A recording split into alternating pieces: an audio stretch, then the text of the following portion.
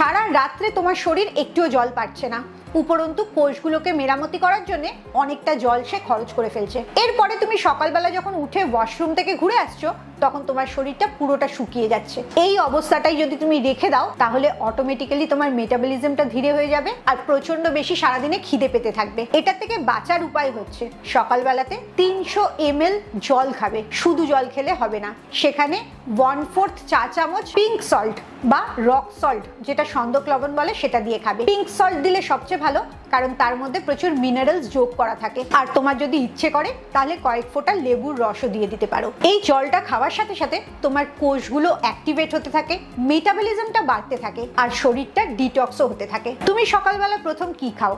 চা না কফি, নাকি শুধুই জল?